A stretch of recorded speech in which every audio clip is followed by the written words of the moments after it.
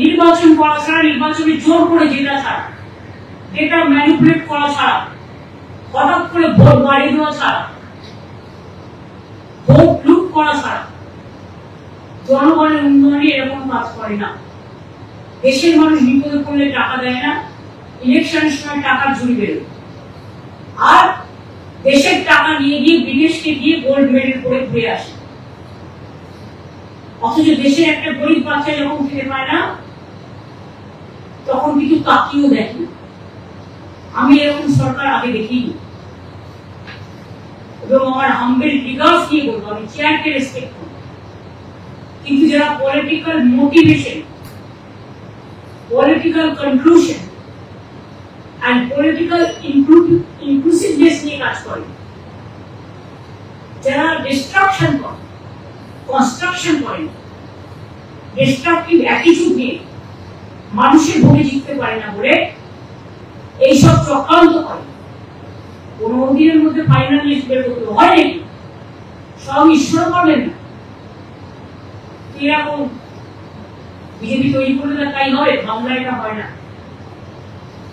বাংলাটা একটু আলাদা, এটা বুঝতে হবে। এটা রবীন্দ্রনাথের বাংলা, এটা নেতাজির বাংলা, এটা আম্বেদকরের বাংলা, এটা গান্ধীজির বাংলা, এটা নজরুলের বাংলা, এটা রবীন্দ্রনাথ, স্বামী বিবেকানন্দ, রামকৃষ্ণের বাংলা, মাতঙ্গিনীর বাংলা, বাঘাযতীনের বাংলা, বিনয় বাদল দীনেশের বাংলা, ক্ষুদিরাম প্রফুল্ল চাকির বাংলা। এই বাংলা অধিকারের জন্য শেষ পর্যন্ত লড়াই করে, ছাড়ে না। আর এর জন্য যদি মনে করেন যে এজেন্সিকে দিয়ে আমাদের বিরুদ্ধে অ্যাকশন নেবেন, we are ready to accept any action. If there is action, there is a reaction also. আর একটা কথা বলে যাই, আহত বাঘ সুস্থ বাঘের থেকেও ভয়ঙ্কর। রয়্যাল বেঙ্গল টাইগার আছে আমাদের সুন্দরবনে, মনে রাখতে হবে, কাউকে আহত করবার চেষ্টা করবেন না। রয়্যাল বেঙ্গল টাইগারকে আপনি যদি আহত করেন, সে কিন্তু ডিপেন্ডেন্ট করবে। হঠাৎ নির্বাচনের আগে ঝুড়ি ঝুড়ি প্রতিশ্রুতি, আর নির্বাচনের পর সব ভুল ভ্রান্তি। এটা কখনো হয় না, এটা মানা যায় না। গায়ের জন্য সব হয় না। গায়ের জন্য রিলিজ থেকে জল ছাড়ছে, গায়ের জন্য মতপঞ্চের থেকে জল ছাড়ছে, গায়ের জন্য মালিকল থেকে জল ছাড়ছে, গায়ের জন্য পারাক্কার রেজিম না করে জল ছাড়ছে। আজকে দীর্ঘদিন যতদিন এরা ক্ষমতা এসছে, না হয়েছে ফারাক্কার রেজিম, না হয়েছে কলকাতা এয়ারপোর্টের রেজিম, না হয়েছে হলদিয়াতে রেজিম, না হয়েছে ডিবিসিতে রেজিম, না হয়েছে মাইথনের রেজিম, না হয়েছে পঞ্চায়েতের রেজিম। এমনকি রিভার কমিশন থেকে তিস্তা খোঁজটাকে বাদ দেওয়া হয়েছে। শুকনো সময়ে তিস্তা পানীয় জল পায় না, আর বর্ষাকালে 14টা হাইওয়ে পাওয়ার পরে ডাবল ইঞ্জিন রাজ্য বাংলাকে ঢুকিয়ে দেয়। ভুটান ভদ্রদেশ, আমরা তাদের সম্মান করি, কিন্তু একসাথে কেন ভুটানের রিভার কমিশনে আমাদের লোক থাকবে না বাংলায়? আপনারা দেখেছেন কদিন ধরে, গত 7 দিন ধরে কিভাবে এরা মানুষের কাছে টাকা লুটেছে ট্রেনের ভাড়ার নাম করে। 4,000 টাকা 3,000 টাকাটা বাড়িয়ে দিয়েছে 16,000 18,000-এ। আমি যখন অ্যাক্সিডেন্ট বা ইনসিডেন্ট বা দুর্যোগ হয়েছিল, আমরা অ্যাডমিনিস্ট্রেটর ছিলাম, বিনা পয়সায় সবাইকে নিয়ে এসেছিলাম। আমরা পুলিশদের বিনা পয়সায় ভয়ভূতি নিয়ে এসেছি, থাকার ব্যবস্থা করে দিয়েছি।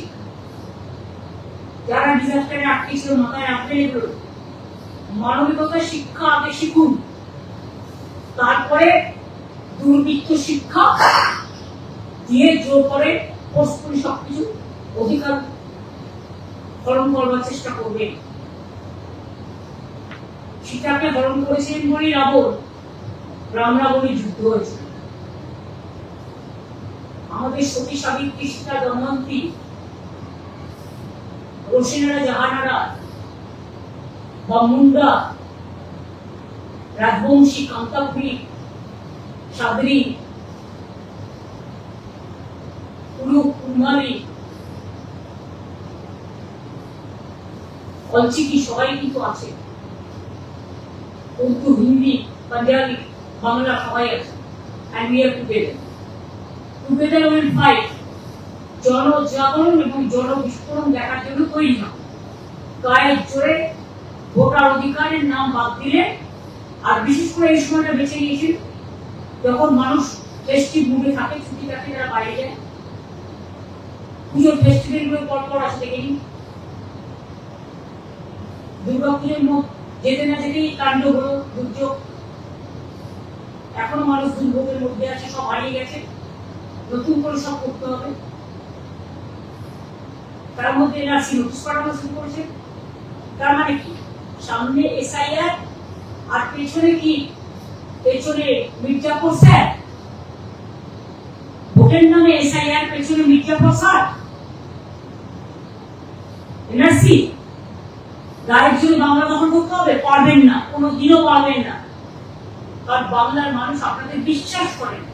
আপনারা বাংলাকে বঞ্চিত করেছেন, লাঞ্ছিত করেছেন, পদে পদে বাংলাকে বিপদে ফেলে।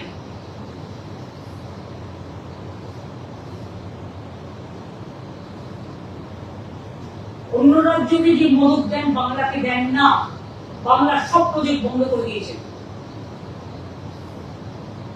ইলেকশনের সময় গ্যাসের দাম কমাবেন, আর ইলেকশন হয়ে গেলে তারপর 4 ডবল বাড়িয়ে দেবেন। এসব তো আমরা অনেকবার দেখেছি, নতুন কিছু নয়। দেশের অর্থনীতি ধস নেমেছে। রানাদাসকে অ্যাড করে বলতে হয় আসল সোনা ফেরত দিন, সোনা এক্সচেঞ্জ করুন। মানেটা কি? আমার অল্প বুদ্ধিতেই মানেটা আমি বুঝতে পারছি। কেন আমরা ঘরের সোনা, দীর্ঘদিনের সঞ্চিত গোল্ড, কত মানুষের পুরনো জিনিস স্মৃতির মধ্যে আগিয়ে থাকে, সে সম্বন্ধে বলা হচ্ছে আপনার পুরনো সোনা ফেরত দিন, নতুন সোনা দিয়ে এক্সচেঞ্জ করুন। কেন? पर्दा का पीछे में क्या है? छुपा रुस्तम। দেশে কিছু নেই, দেশের ভান্ডার শেষ হয়ে গেছে, শুধু বিদেশে গিয়ে হাততালি করার জন্য সব টাকা দিয়ে আসছে দেশের টাকা। ঠিক আমার আপত্তি নেই, যেটা প্রয়োজন, কিন্তু দেশটাকে বাঁচি। আগে স্বদেশকে দেখুন, স্বদেশীদের দেখুন।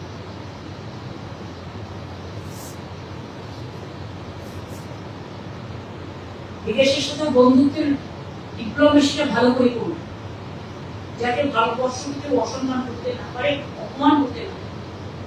আমার এই কথা বলা ছিল। আমি একটা কোশ্চেন নেবো, তার বেশি না, কারণ আমার অন্য কাজ আছে।